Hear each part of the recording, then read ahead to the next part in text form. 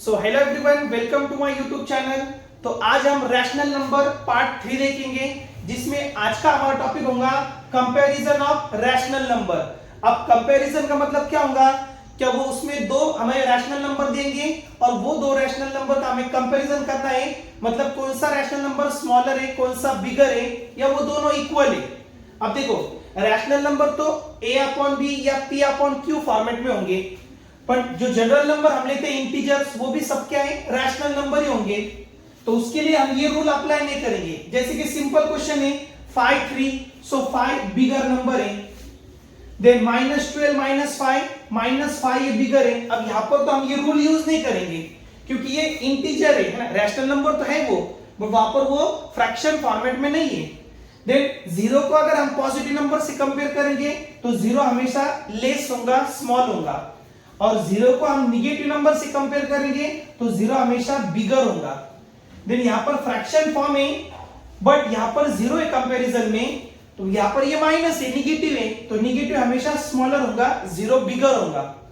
Then next, यहां पर ये निगेटिव है, ये पॉजिटिव है, तो पॉजिटिव वाला बिगर होगा।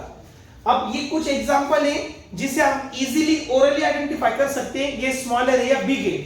बट अब दोनों नंबर अगर फ्रैक्शन फॉर्म में 2/7 3/8, तो उसके लिए हमें यहाँ पर देखो ये तीन रूल वहां पर आपको अच्छे से याद होने चाहिए, पता होनी चाहिए। देखो, कोई भी दो हमारे पास रैशनल नंबर है a/b एंड c/d, और वहां पर b और d जो है वो जीरो नहीं चाहिए हमें, तो उसमें तीन कंडीशन क्या है। देखो, a इंटू डी, मतलब ये क्रॉस मल्टीप्लीकेशन, a/b c/d, ये पहला वाला क्रॉस मल्टीप्लीकेशन हम लेंगे। अगर वो क्रॉस मल्टीप्लीकेशन दूसरे वाले क्रॉस मल्टीप्लिकेशन से अगर स्मॉलर है, मतलब पहला वाला प्रोडक्ट अगर लेस आया, तो पहला वाला रैशनल नंबर लेस होगा, छोटा होगा, स्मॉलर होगा। अगर पहला वाला क्रॉस मल्टीप्लिकेशन जो प्रोडक्ट है वो बिगर होगा दूसरे वाले प्रोडक्ट से, क्रॉस वाले प्रोडक्ट से, तो ये सिंबल हम यहाँ पे कॉपी करेंगे, मतलब पहला वाला रैशनल नंबर बिगर होगा।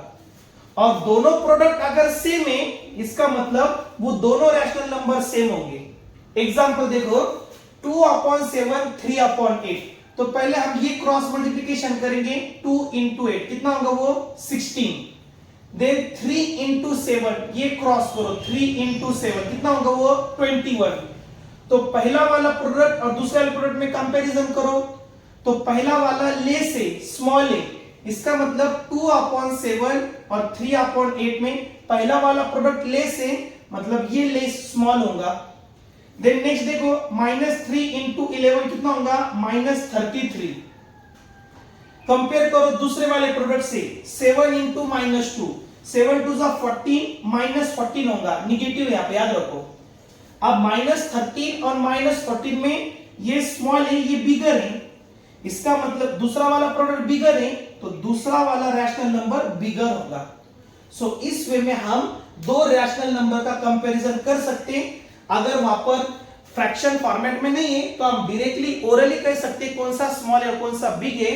और यहां पर अगर वो दोनों a/b c/d फॉर्मेट में है, तो दोनों क्रॉस मल्टीप्लिकेशन करके दो प्रोडक्ट आप फाइंड करो, दोनों प्रोडक्ट को कंपेयर करो। अगर पहला प्रोडक्ट स्मॉल है तो पहला वाला रैशनल नंबर स्मॉल होगा, पहला प्रोडक्ट इक्वल ग्रेटर है तो पहला रैशनल नंबर ग्रेटर होगा, बिगर होगा, और दोनों प्रोडक्ट सेम है तो वहां पर वो दोनों रैशनल नंबर क्या होंगे, इक्वल होंगे।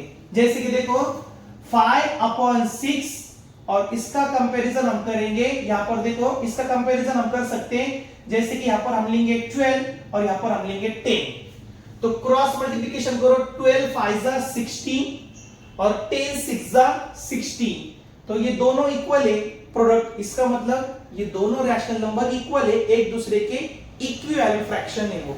सो उम्मीद है आपको आज का ये टॉपिक अच्छे से समझा होगा। इसके ऊपर प्रैक्टिस सेट में कुछ एग्जांपल है कंपैरिजन में, आप उसकी प्रैक्टिस करो। अब इसका नेक्स्ट टॉपिक हम नेक्स्ट वीडियो में देखेंगे। Thank you.